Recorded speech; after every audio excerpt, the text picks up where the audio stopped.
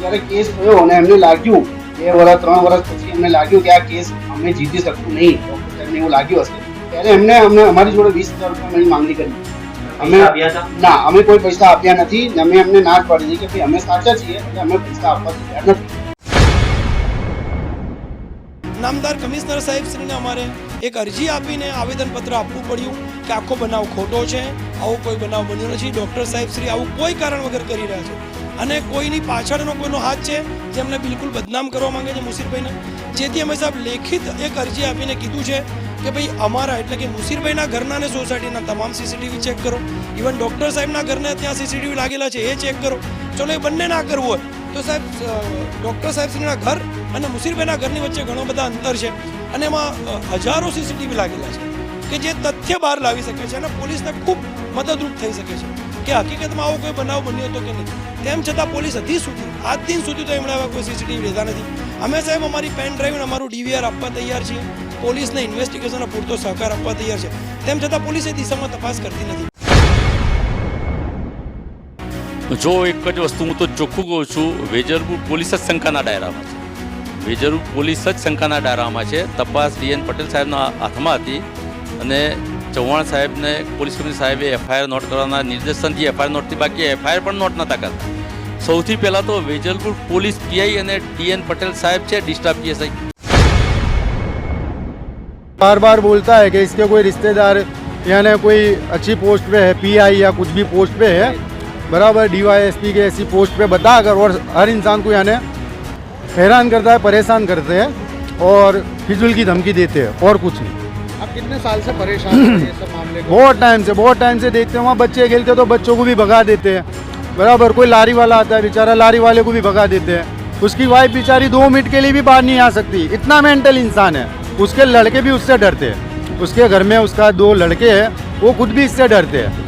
आसपास के लोग कैसी निगाहों से देखते हैं डॉक्टर को डॉक्टर की निगाह से देखता ही नहीं है कोई अब, क्योंकि बार बार इसकी ये जो नाटकें हो रही, हरकतें हो रही है, उसको देखते हुए कोई यानी अब उसको डॉक्टर की निगाह से देख ही नहीं रहा है.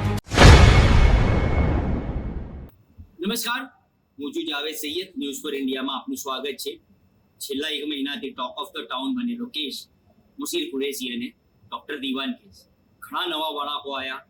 ડોક્ટર દીવાન સામે ઘણા આક્ષેપો થયા. મુસીર કુરેશી અને તેમના વકીલ દ્વારા પ્રેસ કોન્ફરન્સ કરવામાં આવી, મીડિયામાં પોતાનો પક્ષ રાખવામાં આવ્યો અને પોલીસ શંકાના દાયરામાં હતી. બીજી મહત્વની બાબત એ છે કે મુસીર કુરેશીના વકીલ નિસાર વૈદ દ્વારા અલગ અલગ એપ્લિકેશનો કરીને કોર્ટમાં અરજી કરીને આ જે ફરિયાદ જે છે મુસીર કુરેશી પર ખંડણીની ફરિયાદ દાખલ કરવામાં આવી તે બાબતે કોર્ટ સુધી ઘસેડી રાખવાનો તમામ ડોક્ટર દીવાનને પ્રયાસો ચાલી રહ્યા છે. ત્યારે વાત કરીશું ડોક્ટર દીવાનના અન્ય માનસિકતાની.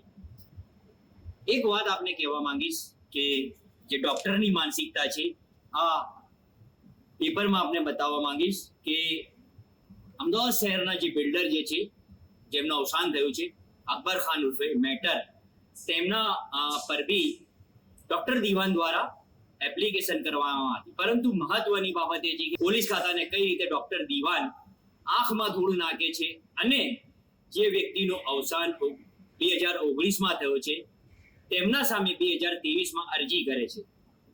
આ અરજીમાં સ્પષ્ટપણે દેખાઈ આવે છે કે મુસીર, ફિરદોસ મુલ્લા, રાજુ, ફિરોજ કાકા, ઇલિયાસ તથા અન્ય અને અકબર મેટર સામે કાયદેસરની કાર્યવાહી કરવાની આ જે છે આનો વિડીયો પણ સાથે મૂકીશ.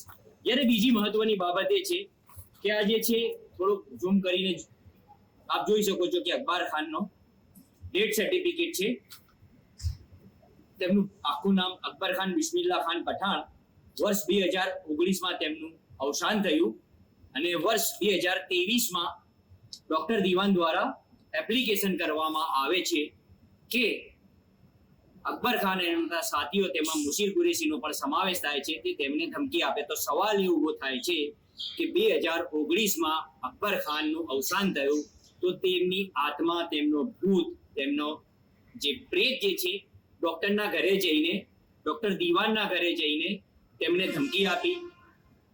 સ્પષ્ટપણે જણાઈ આવે છે ડોક્ટરની માનસિકતા કે કેવી રીતે લોકોને બ્લેકમેલ કરવો, કેવી રીતે લોકોને હેરાન કરવો, કેવી રીતે પોલીસમાં અરજી કરવી અને કેવી રીતે પોલીસમાં અરજી કરી પૈસાનો તોડ કરવો મહત્વની બાબત છે. બીજી એક મહત્વની બાબતને સવાલ એ ઉભો થાય છે, ડોક્ટર દિવાન પોતે ડોક્ટર છે, MBBS છે, તેનો લાભ લઈને તે પોલીસ સ્ટેશનમાં જાય છે અને પોતે એ સાખ રાખે છે કે હું ડોક્ટર છું, મારી ફરિયાદ લો, મારી અરજી લો. પોલીસ પણ અરજી અને ફરિયાદ લઈ લે છે, પરંતુ મહત્વની બાબત છે, એક પોઈન્ટ જે છે કે આવા MBBS ડોક્ટરના કારણે જેને ડોક્ટરને ભગવાનનું સ્વરૂપ ગણવામાં આવે છે, તે પોલીસ ખાતાને આંખમાં ધૂળું નાખી ખોટી ફરિયાદોને અરજીઓ કરે છે.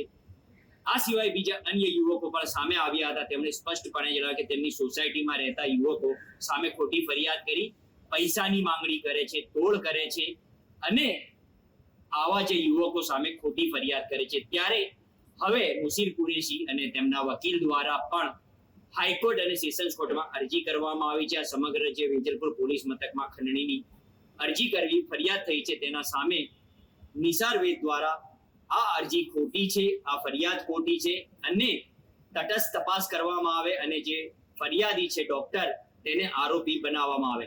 હવે જોવું રહી કે કોર્ટમાં અરજીની ક્યારે સુનાવણી થાય છે અને ફરિયાદી ક્યારે આરોપી બને છે, તે જોવું રહ્યું. જોતા રહો ન્યૂઝ ફોર ઇન્ડિયા.